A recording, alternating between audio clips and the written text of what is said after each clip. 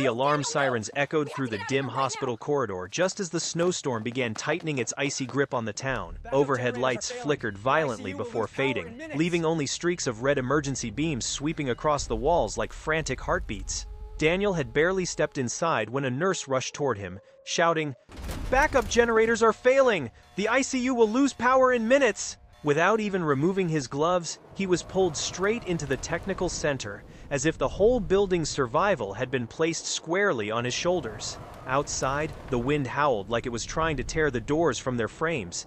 Inside, machine alarms shrieked in chaotic harmony, so loud Daniel felt the walls themselves tremble. He had planned to fix a minor electrical error and return home in time to light the birthday candles with his son.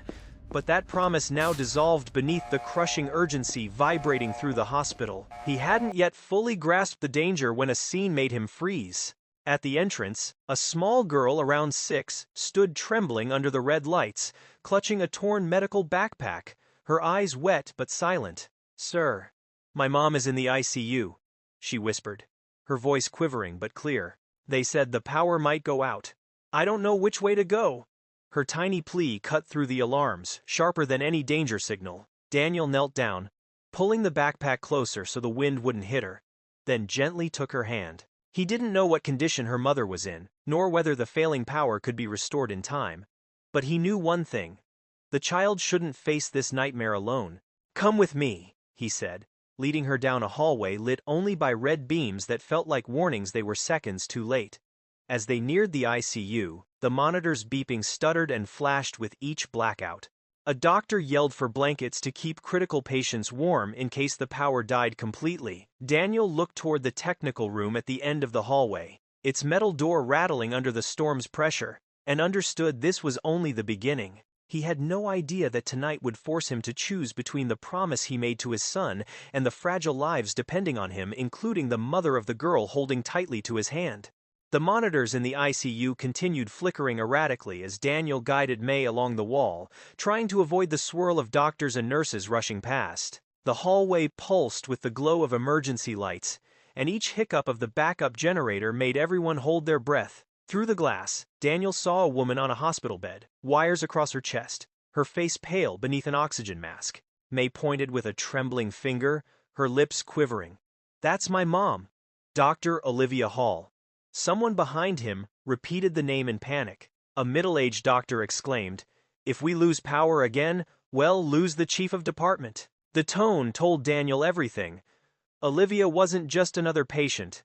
Her life carried weight not just to May, but to the entire hospital, and that weight pressed against every heartbeat in the ICU, as if the storm outside was clawing its way into the room. Inside the technical control room, Daniel faced an aging panel of switches, the warning lights blinking red and yellow like angry eyes demanding attention. Water dripped from the ceiling close to the wiring, a silent but deadly threat. He quickly removed the panel's cover, his hands moving with the practiced precision of someone who had worked with cold metal and dangerous systems all his life. "To fix this, you'll have to shut down this entire sector for a few minutes," he said to the technical supervisor. "If I don't, we'll cause a bigger short. And then it won't just be the ICU, this whole building will go dark." The supervisor shook his head, sweat already gathering on his forehead. 3 minutes without power is too long for the patients in there. Daniel swallowed hard. He thought about Ben at home, about the cake cooling on the counter, the candles waiting. Tonight, he had promised to be present, truly present. But that promise now stood beside a larger one head always carried within himself. Not to let someone die because he chose the easy way out. "I can reroute a portable generator to keep the main ventilators alive during the blackout," Daniel suggested. "If we time it right, they'll hold." A young nurse with exhausted eyes looked him over skeptically. "You're a technician, not a doctor. If anything happens, it's on you." Her words sliced subtly but deeply into Daniel's pride. Still, he remained silent. Through the window, he saw May gripping the metal railing, small but trying so hard to be brave. At last, the decision was made. The entire ICU braced for 3 minutes of zero power. Daniel stood before the main breaker, his hand tightening as a voice crackled through the overhead speaker. 3, 2, 1. When he pulled the switch, everything vanished into darkness except for a few faint green indicators feeding from the emergency micropower lines. In that brief blackout, a piercing cry emerged from the far end of the room. A nurse shouted, thinking a patient had flatlined, though it was only a monitor glitching in the dark. Daniel kept working, hunched over the wires like a surgeon operating on his own fears. He knew that if he failed, the people inside wouldn't just lose their chance. Ben would lose his father's integrity, the one thing Daniel had held on to through every hardship. Those 3 minutes stretched like 3 years. When the breaker snapped back on, the sudden burst of white light made everyone blink. A few staff members clapped instinctively as the monitors hummed back to life with steady pulses. May gripped the railing, tears falling silently, but a small smile rising when her mother's vital signs stabilized on the screen. Just then, the ICU doors burst open. A doctor stormed out, eyes blazing. "Are you the one who shut the power?" he demanded. Daniel barely nodded before the man continued sharply. "Do you realize you put every patient in that room at extreme risk? If anyone had died, it would have been on your head." The accusation struck like a slap that left no mark on the skin but bruised the heart.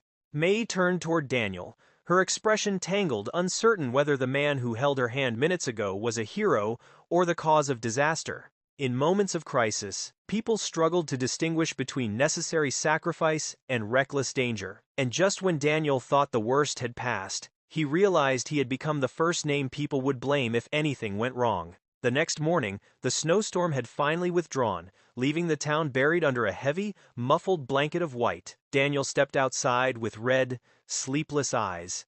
Ben clinging to his hand, still wheezing softly after the asthma flare the night before. The neighbor had brought over the emergency inhaler just in time, but the fear of what could have happened clung to Daniel like a chill that refused to thaw.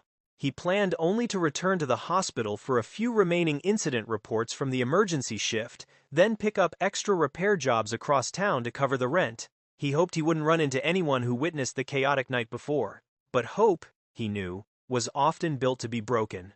The moment he entered the lobby, he saw May sitting on a long bench, legs dangling, hugging an old teddy bear.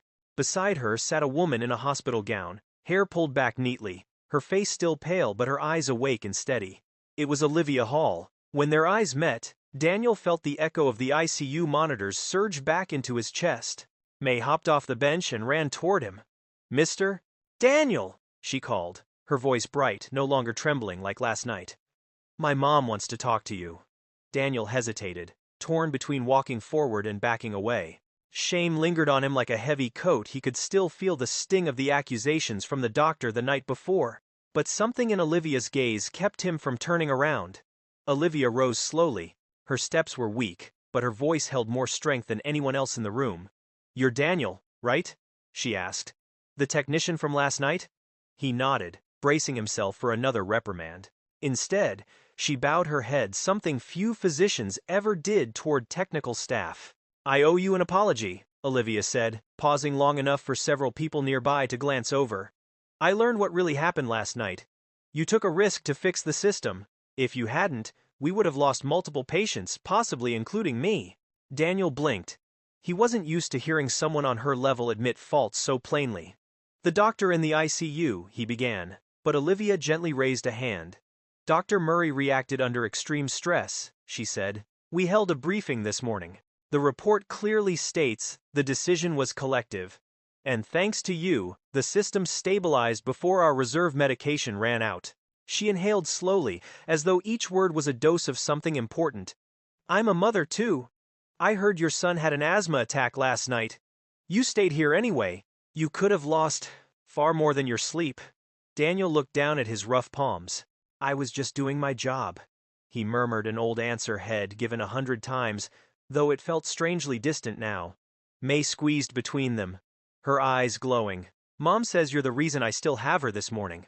The simple sentence cut through every layer of Daniel's defenses, peeling away the doubt and self-blame head carried since the blackout.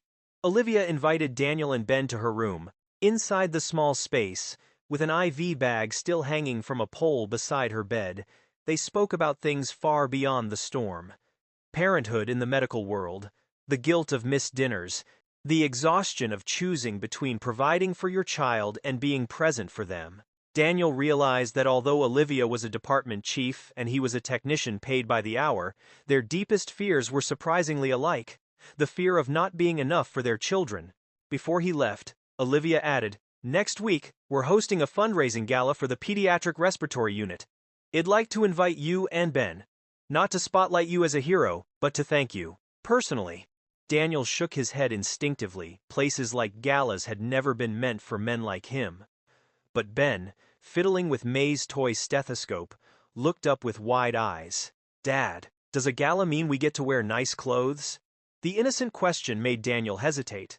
What he didn't know was that Olivia's invitation would open a different kind of storm, one where the battle wouldn't be between electricity and weather, but between gratitude and pride, between help offered and help received. The night of the gala arrived faster than Daniel expected. The city had managed to clear most of the snow, hanging Christmas lights along the main streets. Outside the Grand Hotel hosting the event, a line of polished luxury cars glimmered under the golden lights. Daniel stood across the street on the sidewalk, tugging at the collar of his old dress shirt, feeling the borrowed tie cinch around his neck like it didn't quite belong to him. Ben, on the other hand, was mesmerized. He spun in small circles, gazing up at the shimmering lights above. "Dad, this looks just like a movie," he whispered. Daniel forced a smile, though the weight in his chest remained. He knew that walking through those doors meant stepping into a world that wasn't his one head spent most of his life watching from the outside. Yet he remembered May's message from earlier. "Well, be waiting inside. Mom said she's sure you'll come." Inside, the grand hall was overflowing with people in suits and glittering gowns, laughter chiming alongside the clink of crystal glasses. A jazz band played elegant renditions of classic Christmas songs. Daniel walked beside Ben as if guiding him through a foreign planet. Every curious glance from the guests made Daniel feel his shirt grow tighter, his shoes heavier, as though he were dressed in the wrong uniform for the wrong life. Just as he began to consider turning back, Olivia appeared at the top of the staircase. She wore a deep blue gown, simple, without the sparkle of many others, but her posture and calm, bright eyes made her more striking than any jeweled necklace in the room. May rushed ahead, waving her arms. "Mr. Daniel, Ben!" Her joyous voice punctured the invisible barrier around them. Olivia approached with a warm smile. "I'm very glad you came," she said. She knelt beside Ben, asking about his school, his favorite foods, his hobbies. Daniel noticed that although she could effortlessly talk about research, donors, or the prominent figures scattered throughout the hall, she chose instead to talk about the simple things, things that mattered to his son. Something in Daniel loosened, if only slightly. Throughout the evening, Daniel stayed near the edges of the room, watching Olivia deliver her speech on stage about the Pediatric Respiratory Initiative. She spoke about developing affordable respiratory support devices for children with chronic lung issues, including asthma, the very condition Ben struggled with. She described nights when children woke, gasping, their little chests tightening as if held by an invisible fist, their eyes pleading for help. Each word echoed Daniel's own memories. Nights spent pacing the living room with Ben in his arms, panic racing faster than the drive to the emergency room. After her speech, Olivia returned to their table. The music slowed, lights softened, and conversation drifted toward the personal. Olivia spoke of her late husband, who had died in an accident on the way to an emergency call. Daniel shared the story of losing his wife to illness, of raising Ben alone while balancing debts and late-night repairs. "There were times I thought, if I had worked harder, earned more, maybe she would have stayed longer," Daniel confessed, staring into the glass of water in his hands. Olivia shook her head. "I've stood beside hundreds of families at hospital beds. The ones left behind always ask, 'What if?' But that question doesn't save anyone. It only breaks the living." She looked at him gently. "You were there for your wife. And now, you're here for your son. Sometimes that is all a human being can do." A few feet away, May and Ben were building a tiny castle from sugar packets and table decorations. Watching them laugh together, Daniel suddenly realized that although he and Olivia were separated by education, wealth, and status, their inner landscapes shaped by grief, love, and the fear of failing their children were strikingly similar. As the host announced the upcoming fireworks display on the balcony, marking the gala's holiday finale, Olivia leaned closer and whispered, "There's something I'd like to talk to you about, but you may not like it." Her tone wasn't dramatic, just honest, like an invitation to step into a deeper conversation. One that had nothing to do with gala lights or polite smiles, and everything to do with the truth that connected them beneath the surface. On a quieter corner of the rooftop terrace where the music softened into distant echoes and the cold wind sliced gently through the night, Olivia began the conversation with disarming honesty. "I reviewed Ben's medical file," she said. "I know his asthma is fairly severe. The nocturnal attacks, they're frequent. Has been to the ER at least 4 times this year." Daniel stiffened. He hated the feeling of his son's private medical history lying open on someone else's desk, no matter how respected the person was. Sensing this, Olivia quickly added, "If the review violated any protocol, I'll address it with the legal department. But what I meant was, I think I can help." From her bag, Olivia pulled out a slim folder stamped with the logo of a medical equipment company. "We're testing a prototype portable respiratory support device for children. Something they can use at home, especially during nighttime asthma attacks. I want Ben to join the trial, completely free. All transportation, checkups, medication relating to the program covered." Daniel stared at the folder as if it were a lifeline thrown to someone drowning. He knew what such a device could mean not just for Ben's health, but for the rhythm of their entire lives. No more racing to the hospital at midnight, no more choosing between extra shifts and guarding over Ben's breathing. But at the same time, an old stubborn layer of pride rose inside him. "So this is because I fixed the power for you?" Daniel asked, his voice suddenly cool. Olivia blinked, surprised by the sharpness. "No," she said firmly, "this is because Ben needs it. And because I think you've already paid too high a price for something that should have been the system's responsibility, not a lone technician's." "It's still repayment," Daniel insisted. "I'm used to doing something decent, and hearing people say I should accept this or that in return. Once you take it, you suddenly feel smaller. Like before the favor, you were an equal. And after, you're someone who owes something." He let out a hollow laugh. "I don't want Ben growing up thinking his father has to take whatever is handed to him just because someone richer, more educated, or more important decides to help." Olivia didn't fire back. She let silence stretch long enough for the cold air to settle between them. She wasn't a stranger to accusations like this. As a well-known physician working closely with donors and foundations, she had often been seen as someone who distributed generosity from above. But tonight, with Daniel, she didn't want to defend herself, she wanted to reach him. "Do you think," she said carefully, "there are moments when we have to teach our children that receiving help is also a form of courage?" Daniel looked up. She continued, "I teach May to give. But I also want her to learn how to receive without believing it makes her worth any less. What lesson do you want Ben to learn from this? That his father never bows his head? Or that his father is strong enough not to let pride build a wall between his child and a better chance at breathing?" Her words weren't sharp, but they cut deeply into a place Daniel rarely allowed himself to examine. He thought of the nights he refused help from friends, only to return home frustrated when Ben coughed harder because the heating had gone out. He thought of the time Ben asked, "Dad, why don't we ask Mr. Collins to fix the furnace? He knows how." And Daniel had snapped, "I can do it." And afterward, he knew the answer wasn't about the furnace, it was about his bruised ego. "I don't see you as beneath me," Olivia said softly.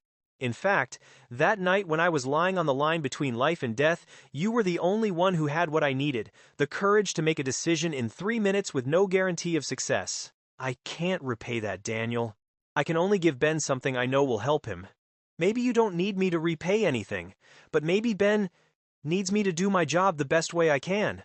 The first firework burst overhead, scattering white sparks across the glass behind them. Shimmering lights spilled onto their faces. Yet beneath the beauty, the conversation remained grounded, quiet but heavy. Neither of them was the villain. Their conflict grew not from malice, but from 2 different forms of fear. The fear of losing autonomy, the fear of being indebted, the fear of failing to protect their children from invisible judgments. "When do I have to decide?" Daniel asked quietly, eyes still on the sky. "We start recruiting after Christmas," Olivia answered.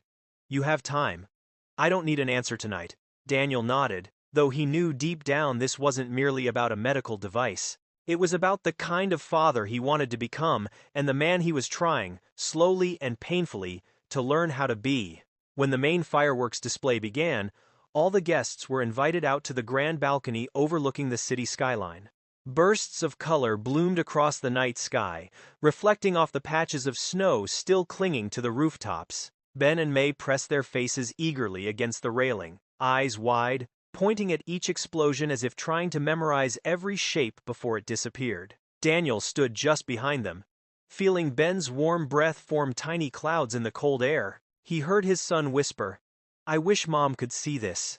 The words were soft, so soft they were almost swallowed by the wind, yet they struck deep enough that Daniel wondered how such a small voice could carry so much weight. Beside him, Olivia wrapped her arms around herself, leaning lightly on the iron railing.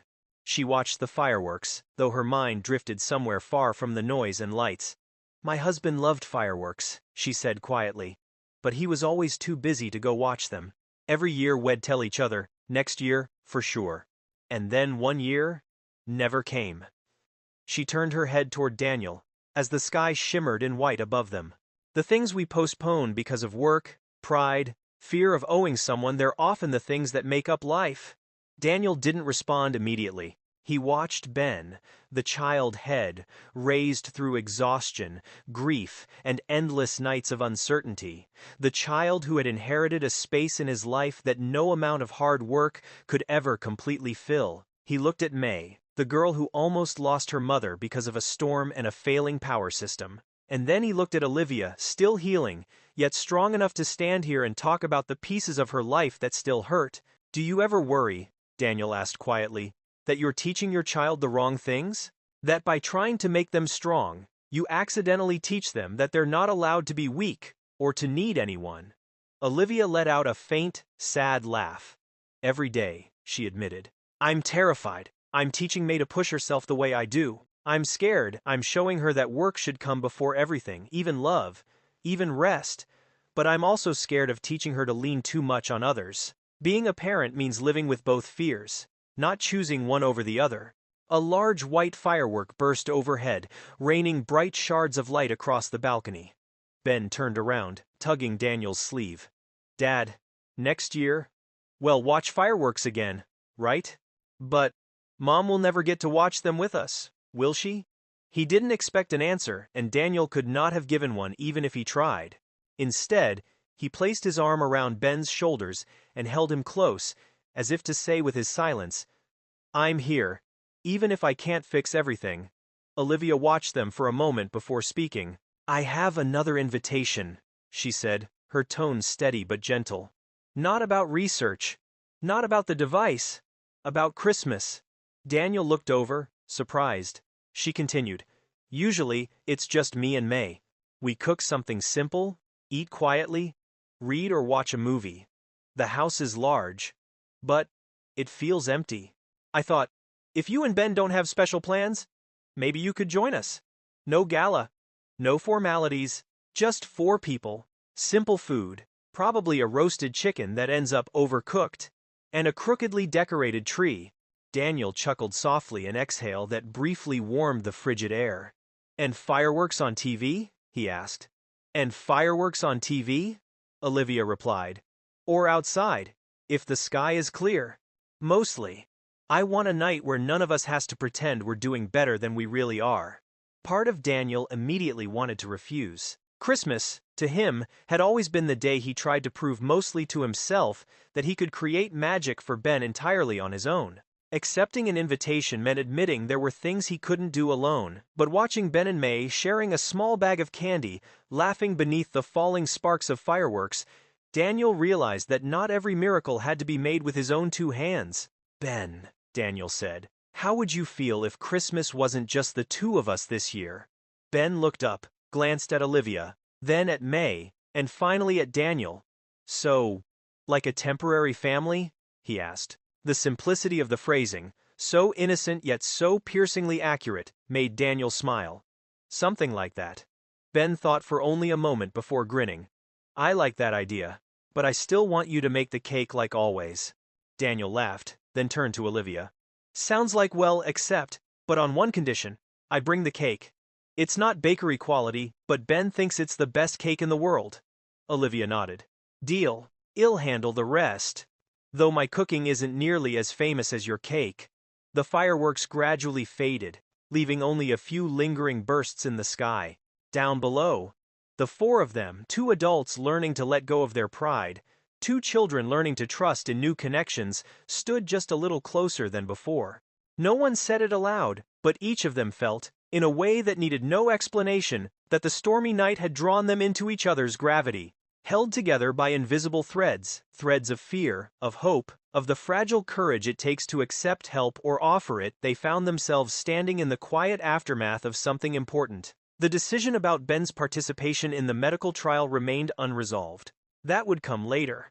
But as the final firework fizzled into the night, Daniel understood one thing clearly. He no longer intended to walk through Christmas alone, and somehow, that was the first gift he allowed himself to receive rather than create. Christmas arrived with a gentler, softer layer of snow than the stormy days before, as if the sky had deliberately chosen this day to ease its grip.